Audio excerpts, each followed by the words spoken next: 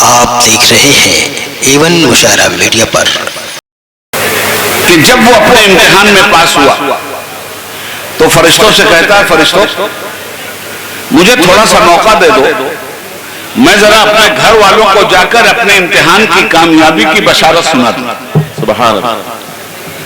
फरिश्ते कहते हैं नहीं, अब इसकी जरूरत नहीं है, अब तो नम कनाव मतिल अरूस, सो जाओ जैसे पहली रात की दुल्हन सोती।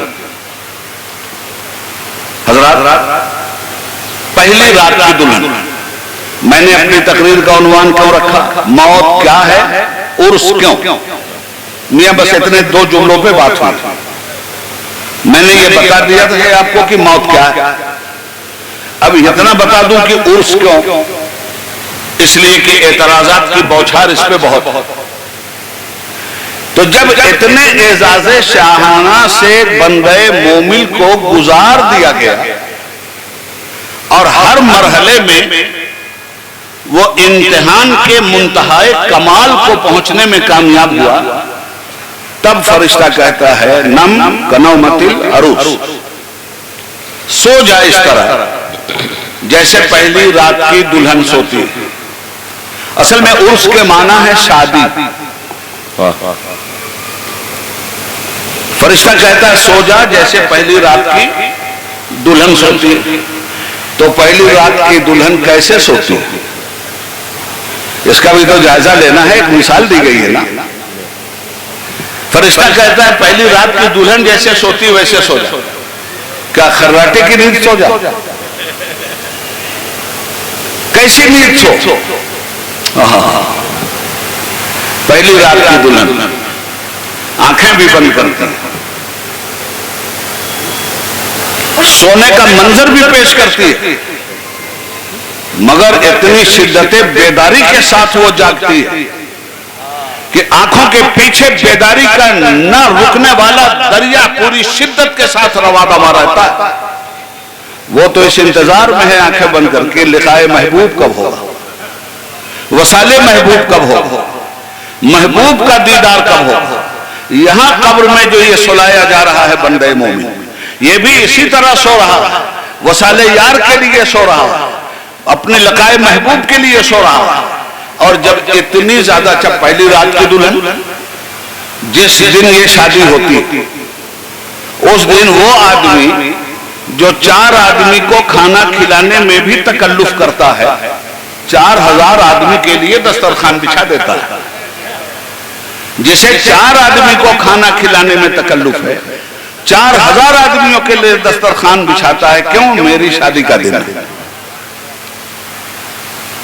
और वो ये भी चाहता कि मेरे दस्तरखान पे जो लोग आए वो बदतमीजी करते हुए ना, वो तहजीब के दायरे में आए, जो चीजें मुझे पसंद हैं उस पसंद के मुताबिक आए, जैसी रविश मेरी है उस रविश को अपना कर आए, जो इबादत और रियाजत का मेरा अपना जिंदगी का तौर तरीका है उसे अपना कर आए।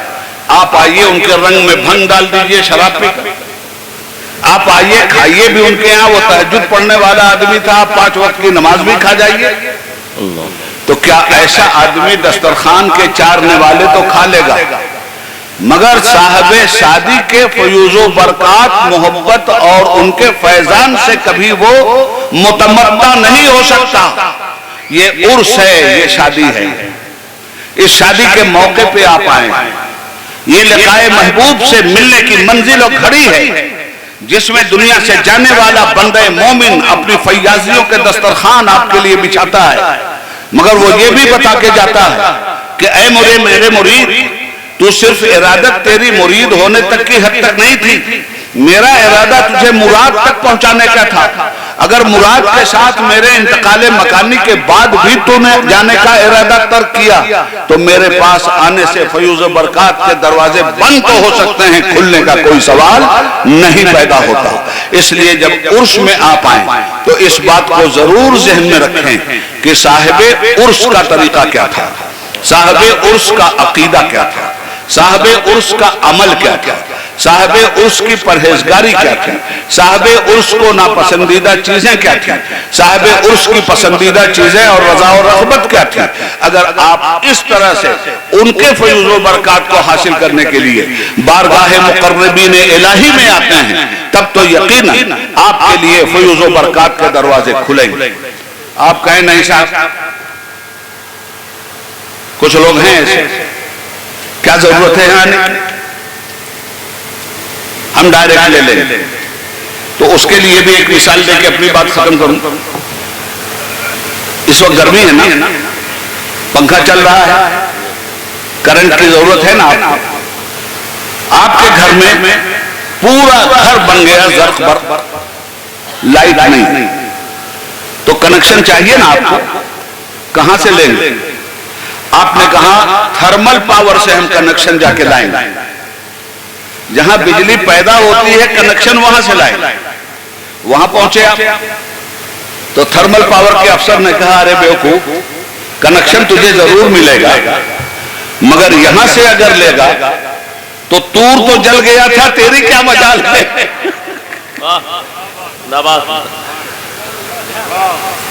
डायरेक्ट कनेक्शन मांगा तो था और कह दिया साहब कनेक्शन ने कि नहीं देख सकते, मगर जब जिद रही तो कहा ठीक है, कनेक्शन का एक जर्रा डाल देता हूं कोहे तूर पे, अगर ये बर्दाश्त कर गया तो मूसा तू मुझे देख लेगा।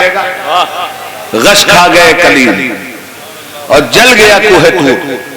तो आप थर्मल पावर पे जाकर कनेक्शन मांग रहे हैं, वहां से आपको हिदायत दी जा रही है नहीं, कनेक्शन लेना है तो बिजली के पावर सेंटर पे जाओ, वहां बात करो। अब पावर सेंटर पे आप आए तो उसने कहा यहां से भी कनेक्शन नहीं मिलेगा, आप अपने इलाके में जाइए, अपने मोहल्ले में जाइए। आपके मोहल्ले में हर जगह कनेक्शन के लिए टावर लगे हुए हैं, आप वहां से कनेक्शन लीजिए। यहां से कनेक्शन अगर डायरेक्ट दिया जाए आपके घर के भी जलने का खतरा। अब आप आए ट्रांसफार्मर के पास और वहां से घर का कनेक्शन आपने जोड़ा, तो फैजान कहां से आ रहा? थर्मल पावर से। बिजली कहां से सप्लाई हो रही? बिजली घर से। कनेक्शन कहां से ले रहे हैं आप? ट्रांसफार्मर से। फिर ट्रांसफार्मर से भी कनेक्शन लेते वक्त आपसे यह कह दिया गया कि जरूरी नहीं है कि कनेक्शन हर वक्त एक ही तरह का आता हो, कभी कम भी आएगा और कभी ज्यादा आके आपके सारे बल्ब को उड़ा भी देगा। इसलिए एक काम एहतियातन और कर लीजिए, स्टेबलाइजर लगा लीजिए ताकि ये बिजली कंट्रोल की जा सके। तो इस तरह से बिजली से आप फायदा उठाते हैं। रब्बुल आलमीन की बारगाह का फैज रसूलुल्लाह की बारगाह में आता है, रसूलुल्लाह की बारगाह का फैज औलियाए किराम की बारगाह में आता है, और औलियाए किराम की बारगाह का फैज उनके सालेह खुलफा की बारगाह में आता है। ये खुलफा स्टेबलाइजर है। तो इस तरह से आप महफूज भी रहेंगे, रोशनी भी रहेगी, अंधेरे से भी दूर होंगे। अल्लाह रब्बुल इज्जत हज़रत मौलाना सैयद शम्सुद्दौहा की कब्र अनवर को नूर से मामूर फरमा दे और उन्हें आला से आला तरीन मकाम अता फरमाए। वस्सलामु अला मन इत्तबअल हुदा। इसलिए हम उर्स मनाते हैं। अब बात पूरी आपकी समझ में आ गई होगी, मौत क्या है, उर्स क्यों। खुदा